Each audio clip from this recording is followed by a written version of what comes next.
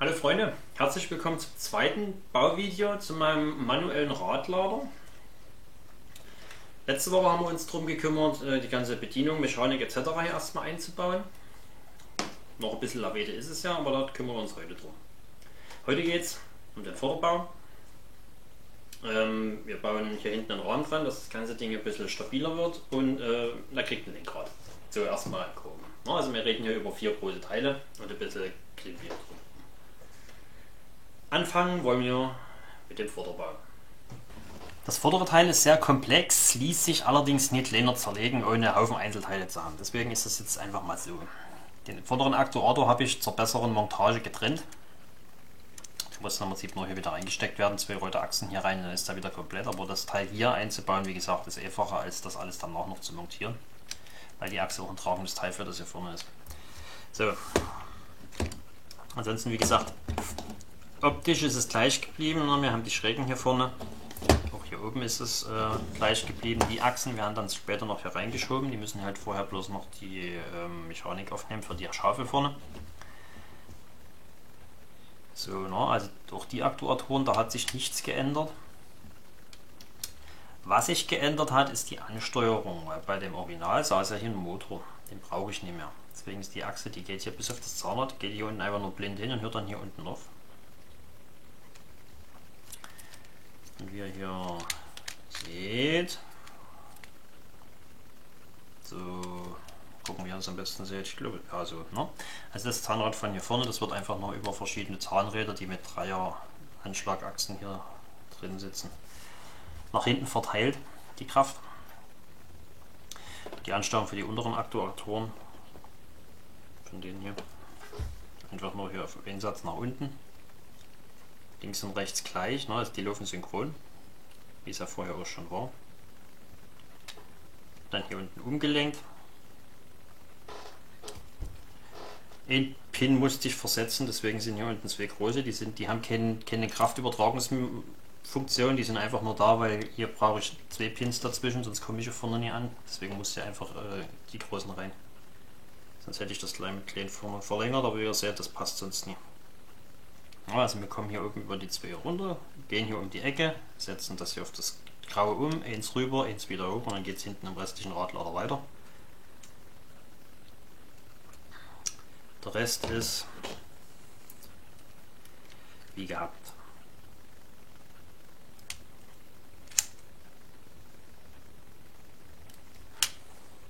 Montiert wird das Teil folgendermaßen. Ich habe jetzt hier unten die 2 Dinger, die waren vorher hier noch dran, abgezogen, weil die müssen dann von links und rechts wieder drauf gesteckt werden. Wenn man die jetzt drauf macht, dann bleibt man hier an den Pins hängen, deswegen sind die jetzt ab. Die blauen hier unten landen hier, beziehungsweise hier hinten. Die Achse hier sitzt genau hier unten in der Mitte. Und die 2 herausstehenden Achsen werden dann hier links und rechts durch das, beziehungsweise das Loch hier durchgeführt. Die landen dann hier oben bündig. Hier oben müsst ihr ein bisschen fädeln. Ja, das Ding muss hier hinten hergedreht werden. Das Gelbe hier oben landet dann dort dazwischen. Also ihr könnt auch gucken, ob ihr erst das Teil und dann das drauf setzt. Ich habe es jetzt so rum gemacht, das macht keinen Unterschied, weil eins von beiden blockiert das andere immer. Also ihr müsst es immer ein bisschen umeinander rumfädeln. So, also wie gesagt, wir setzen jetzt als erstes das Zahnrad hier unten ein. Also die Richtung, die Achsen hier. Dass wir zumindest auch schon mal einen Fixpunkt haben, wo wir hin müssen. Und hier unten die Pins. So, die vorderen sind eingerastet. Das mache ich dasselbe auf der anderen Seite auch nochmal. So ein bisschen mit Vorsicht genießen, dass das Ding hier nicht wegkippt. Ja, hier unten, das da. Wenn er die blauen Pin hier reinmacht, den Kreuzer, muss aufpassen, dass er den kleinen in die richtige Richtung dreht. Also jetzt hier anfangen muss, das Ding noch zu bewegen. Wenn der genau verdreht sitzt, passt er ja logischerweise nicht rein. So, jetzt habe ich hier geschoben. Und jetzt kann ich auch hier hinten nochmal das und das wieder zusammendrücken. So. Das hier oben müsst ihr reindrehen. So, den da. Dann könnt ihr das hier übereinander schieben. So. Und jetzt müssen wir die noch der Hand im Bild. Das Ding. So, na, der muss jetzt einfach hier unten dann hier noch dran. Der fixiert das Ganze nochmal. Die ist aber original. Noch die Verbindung hier, die habe ich nie geändert. Das ist auch beim Rüsten so. So. Wir haben das. Das hier schlappert, wie gesagt, noch ein bisschen hin und her. Das kommt jetzt gleich als nächstes. Und hier vorne müssen wir auch noch was reinsetzen. Nämlich so eine Achse. Die wird einfach hier durchgeschoben. Bis zur Mitte. Und dann kommt hier so ein Verbinder noch dazwischen, dass das nicht verrutscht. So. Dann wird das einfach hier rein. Bündig links und rechts. So. Und schon ist das hier alles miteinander verbunden und dran. Jetzt hat das Ding ja schon mal eine halbwegs eine Form. Ja, vorne kann man ein Schiebeschild dran bauen. Dorado etc. Jetzt machen wir noch ein bisschen Stabilität hier vorne rein. Na, hier seht ihr ja, hier sind noch ein paar Pins offen. Und ein paar Verbindungen fehlen hier auch noch. Dafür gibt es zwei Teile. Das eine ist ein, ich nenne es jetzt mal Klemmteil. Das stützt einfach nochmal die Achsen hier für die Lenkung und ist eine weitere Führung für die große 12er Achse. Die dann, was ich bereits sagte, dann immer, ich klappe das ein bisschen hoch hier, dann passt das auch, immer von oben bis unten hier durchkommt, damit eben das nie mehr hin und her schlappert. Ja? Aber wir fahren mit diesem Teil an. Das Teil ist eigentlich relativ simpel, das sind zwei 7er Liftarme. Damit ist es eine graue Dreierachse und dann hier zwei so eine Pins. Ja, seht ihr hier so einen grauen, der hier durchsteckt, wo auf der anderen Seite eine Achsaufnahme dran ist. Das Teil ist jetzt die restliche Verbindung für die Achsen hier unten, dass das hier unten nochmal eine Stabilität hat. Ich habe jetzt einen von den beiden Liftarmen abgezogen. Wird das hier unten durchgeführt und dann hier unten noch hingesteckt. Na, hier unten die zwei. Das ist wieder original. Na, also an der Stelle gab es vorher auch die Liftarme schon. Die sind vom Original übernommen. Die habe ich jetzt nur hier noch mal ein bisschen mit eingefügt. Und damit hier das Platz lose versaut ist und hält, gibt es hier noch so ein Ding. Wie ihr wisst, braucht ihr gelegentlich mal 3 Hände dazu. Es klemmt jetzt drin, ich habe es nur in der Hand und dann schiebe ich die Achse von unten rein und fixiere die bis hier hoch. So, dann ist die Seite fertig. Dasselbe Spiel machen wir jetzt auf der anderen Seite auch nochmal. Das Teil hier dazwischen.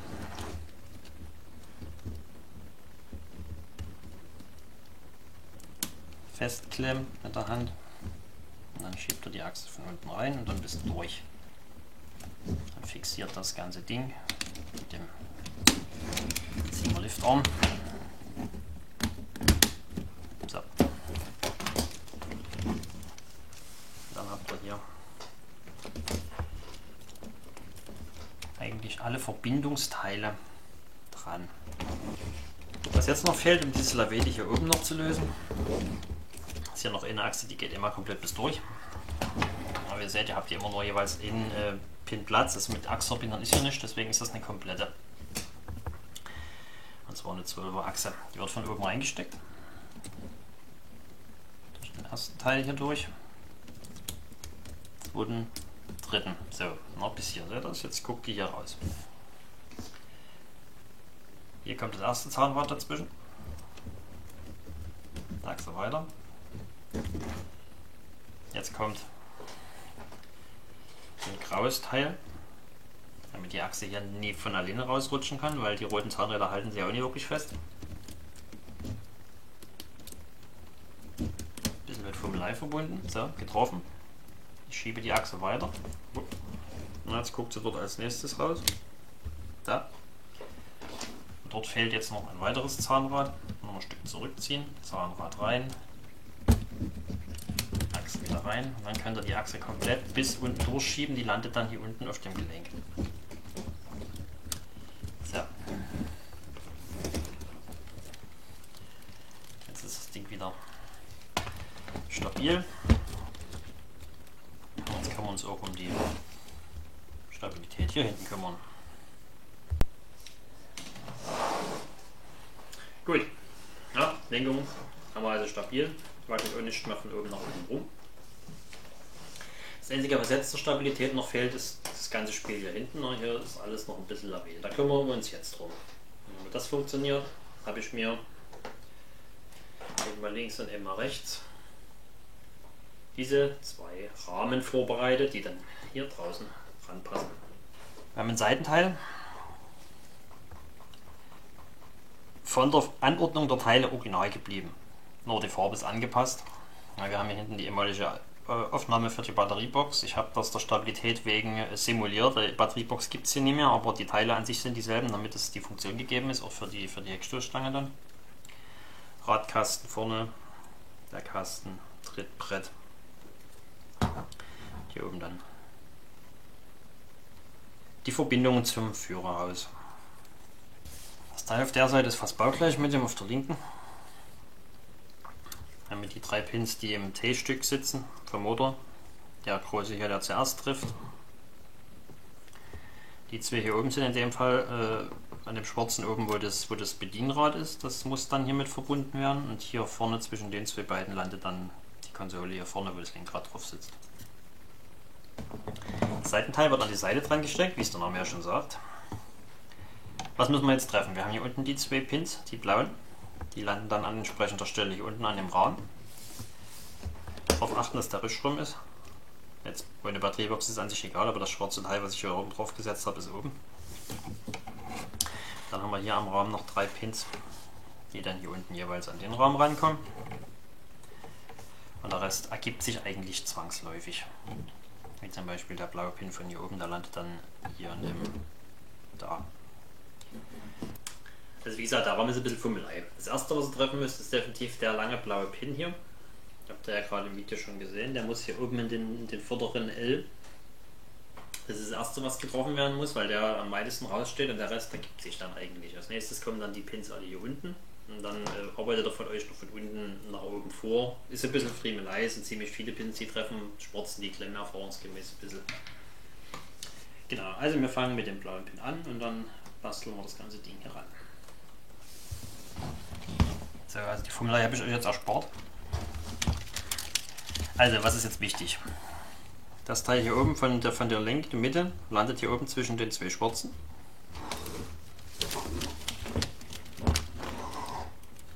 So. Hier unten die Teile sitzen hier. Hinten ist auch klar. Dann hattet ihr hier diese 3 Pins, die guckten raus. Die sind hier vom Motor an diesem T-Teil dran. Und was besonders wichtig ist, hier oben eins habe ich noch nie. Das habe ich zum Beispiel hier nie gezielt. So. Die Zahnräder sitzen dann jeweils hier hinter diesem X. Aber nie bis reinschieben, sonst lässt sich ja nicht mehr drehen. Das sitzt halt genau dazwischen und die letzte 7-Achse landet hier an dem letzten Pin, wie ihr seht. Wenn ihr den Rahmen dran habt, hier unten an dem grauen Teil, was hier an dem Sitzteil dran war, ist noch eine rote Achse. Die müsst ihr jetzt noch reinschieben. Weiter geht's beim rechten Lüfter. Am Modell sieht es wie folgt aus. Na, der hier landet wieder hier hinten, unterhalb von dem, der hier rausguckt, an dem linken Pin, an dem L-Lüfterarm hier. Das ist der erste, den er anzielt. So. Die 3, wie gesagt, hier am T. Die Konsole hier vorne. Das da kommt hier dazwischen. Der Rest ergibt sich wieder. Damit ist der rechte Rahmen auch dran. Auch auf der Seite müssen wir wieder die kleine rote Achse hier noch reinschieben. Das ist der graue, der hier durchgeht, mit dem Rahmen verbunden ist. Also schiebt die rote Achse einfach hier hoch. Das zweite, was wir machen müssen, ich habe hier noch so einen L-Liftarm. Der gehört hier vorne an den Motorblock dran.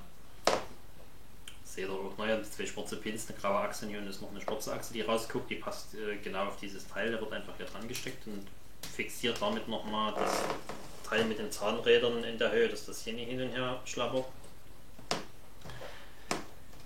Die Zahnräder hier oben aufpassen, dass die hier mit reingehen. Hier müsst ihr noch ein bisschen rumbiegen, weil hier fehlt ja noch ein Teil, aber das seht ihr gleich. Und das letzte, na, hier wackelt es immer noch. Ihr habt hier hinten 2 graue Pins drin stecken im Rahmen.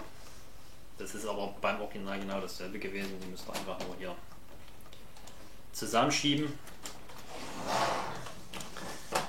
Und damit ist das Ding eigentlich erstmal wieder ein ganzes Stück fertig. Als nächstes machen wir die Verkleidung dran, das folgt dann aber im nächsten Video. In dem Sinne wünsche ich erstmal viel Spaß. Hier ist das nächste Video und bis zum nächsten Mal. Ciao, ciao.